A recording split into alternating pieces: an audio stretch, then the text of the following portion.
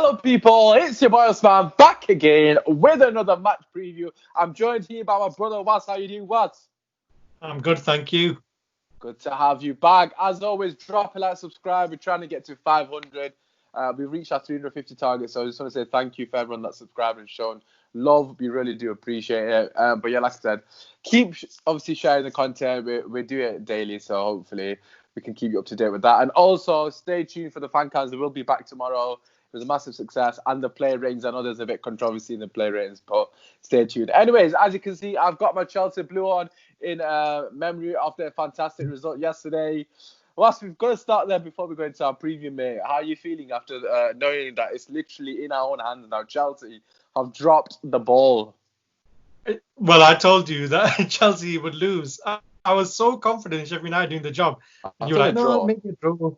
Maybe a draw. But because if you look at the last two previous results of Sheffield United, they were coming into it and they beat Wolves as well. That's not an easy game. Yeah. And just came more confident, and McGoldrick did the business. They Chelsea looked terrible. Yeah, they were so poor, man. I don't know what happened. It's in our hands now, and at top four, we have to win Southampton. We have to win all our games. There's no doubt about it. But we're doing well. I mean, that should give the Man United team an added incentive in it to go out there and just blast Southampton. Just win it, get 3 points, and we're above them. Can you imagine that in your head? So yeah. Exactly that, man. We'll be above them if we win this game. It's as simple as that. Now, obviously, we've seen Pogba come out and say that it doesn't matter regarding the run, etc. We're not winning any trophies, not achieved anything. However, if we do win this game, it's in our own hands. But if we win this game, psychologically, it's such a huge factor because that would mean we've got literally 3 games to go and be sat in either 4th or 3rd, depending on Leicester's result against Bournemouth today. And on top of that, Chelsea got Norwich next, but after Norwich they got Liverpool. Although Liverpool aren't at their best, but what's to say Liverpool can't get a draw off them at least. So it's interesting. It's an interesting dynamic. For the first time, generally, we have control of our own destiny. I thought we had that anyways when Leicester been dropping points, but this mathematically we do have control. So it'll be interesting to see what happens. Going into this game against Southampton, I'm fairly confident in the team selection for starters. I think we both probably don't need to go into detail. I'm not going to change anything. Are you?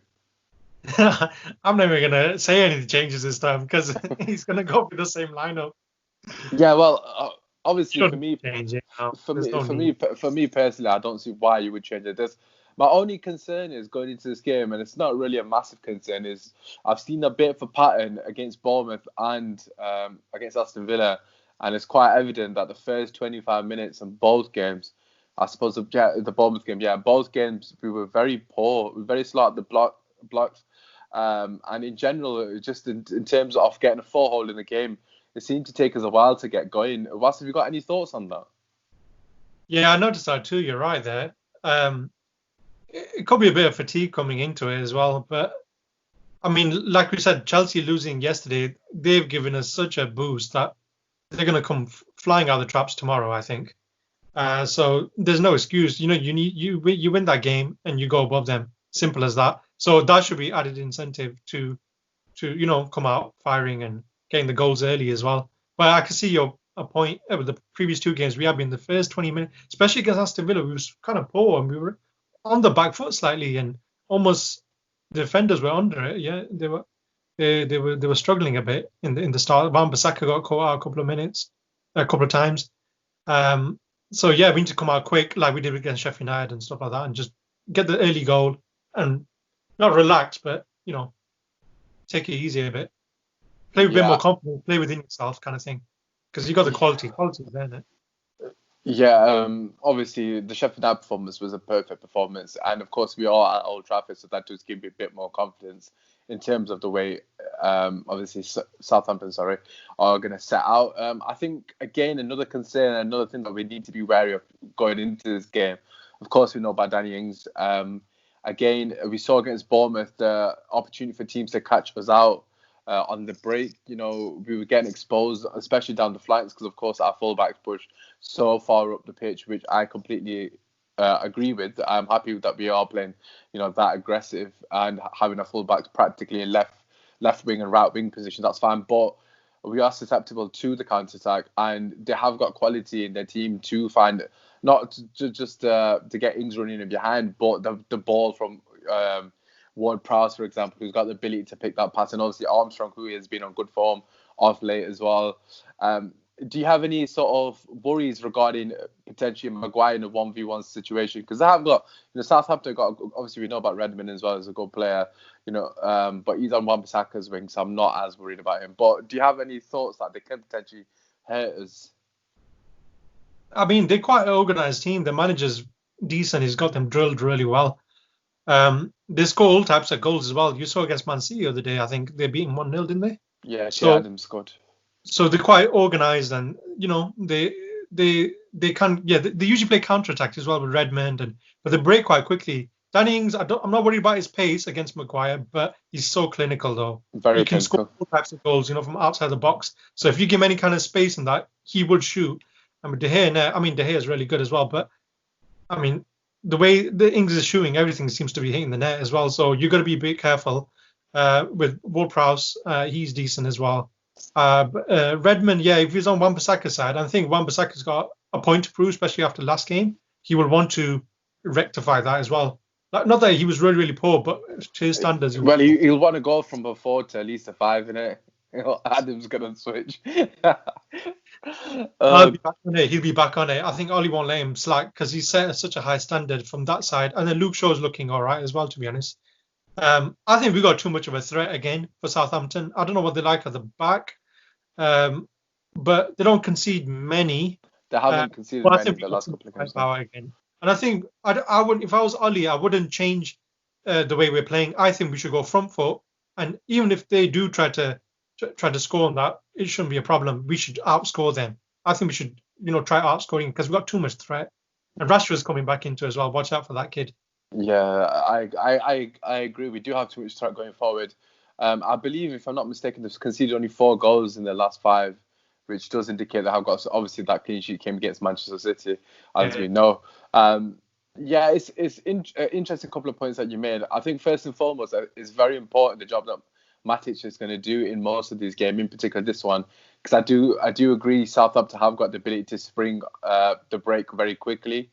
So I think Matic in front of the centre backs, just shielding that and protecting, or sort of nullifying any opportunities for them to do that is going to be very important in this game. And for me personally, I completely agree. I think it's obvious that we need to embody the Sheffield United performance, but in general, I think it's important that we don't come out the same as we did against Aston Villa and Bournemouth. Granted, Bournemouth did score, but if you actually look at it, both them teams aren't in a great run of form. If we actually do that against Southampton, who are on a decent run of form, to be fair to them, and are starting to play good football, we are going to get punished. I'm not saying we're going to be 1-0 or 2-0 down, but there's an opportunity that they will take the chances because, like you've already mentioned, everything Ings is hitting is going in the back of the net, and De Gea at the moment is 50-50 whether he's on form or not. So we have to be susceptible to that. But obviously, going forward, it is our main strength. And I suppose our midfielder as well, of course, is unbelievably talented. For me personally, West, I agree with you. We have to go and try outscore them. It's as simple as that. Let's not try.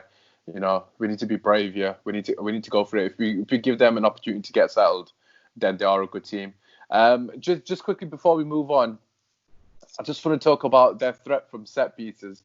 Obviously, we know about Ward-Prowse's delivery and their centre back. I think, if I'm not mistaken, he scored past us early in the season. Vestergaard, who's about 7'4". I think I don't know what. He's Icelandic. He's one of them. He's from one of them Scandinavian countries. I can't remember which one it is. But the guy is he's just massive. He's 6'5". And I'm pretty sure he scored a header against us. I'm not sure. I think he did. I think De Gea should have came and caught it, but he didn't. So that is a threat. What do you reckon from set pieces? I feel like we're a bit weak. Yeah, you're right there. I think with Ward-Prowse, his delivery is so good. He scored a free kick against us as well last season. Free kicks, corners, anything like that.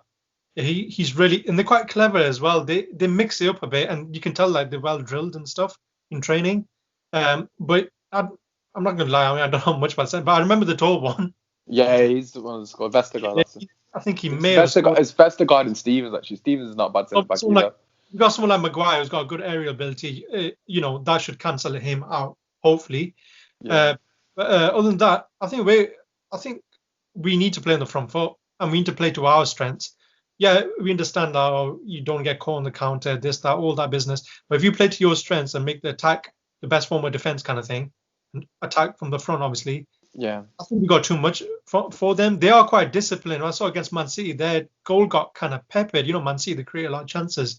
Yeah. And but they somehow kept him at bay, and that's discipline and tactics from the coach as well.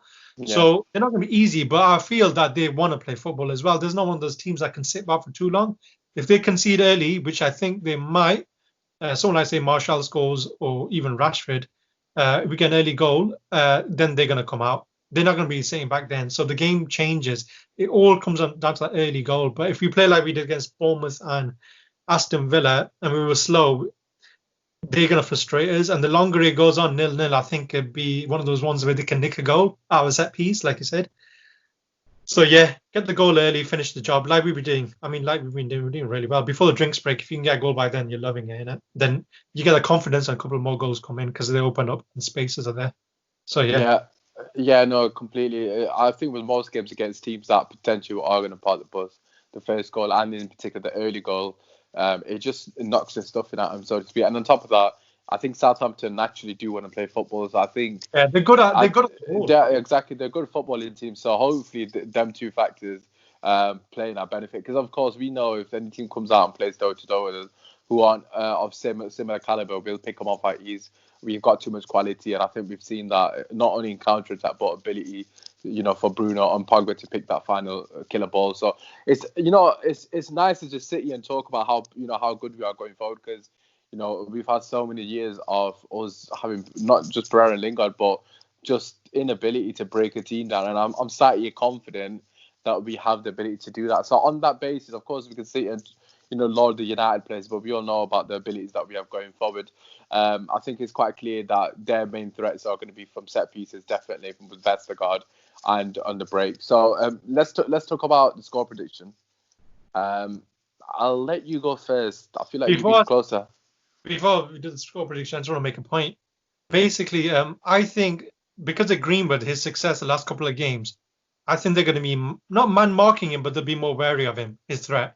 So what that does is good for us as well, because the shift of, say, defensive work from then is going to shift onto more Greenwood side, and that leaves space for someone like Rashford. This is the game that maybe Rashford, they might go under the radar a bit. You don't normally associate with Rashford going under the radar, but I think he has to come to it this game. He's had a couple of games getting into it, but this is the game he has to get a goal, create a goal, or something. He has to do something of his previous form kind of thing. Yeah. So watch out for Rashford when all the defensive onus goes on to someone like Greenwood because of what he's been doing, which will be good because we got 3 players up there that can do, get goals from anywhere. Pogba and Bruno. Are you going for Rashford as a standout? Yeah. Yeah. I've been doing that for the last 3 games. So this one, third time lucky. Yeah, because it's under the radar. So score prediction. I'm going to go for 3-1. I think they will score. Okay, that was exactly what I was going to say. I'm torn between 3-1 and 3-0. I'm not sure. I just feel like they will score. I just hope it's not the first goal. I think if they score first, then it's going to be a very... I know we did the same against Bournemouth, but like we've already mentioned, Southampton are a well-organised team. They kept Man City out, so we've got to respect them. However, I do think we'll get 3 goals as well. I'm just going to go 3-0. In fact, no, I'm going to actually have to go 3-1. That was my instinct, 3-1. I do agree. I think Ings will get a goal, probably on the counter. Redmond's going to cause us a few problems, but I think he'll probably get pocketed.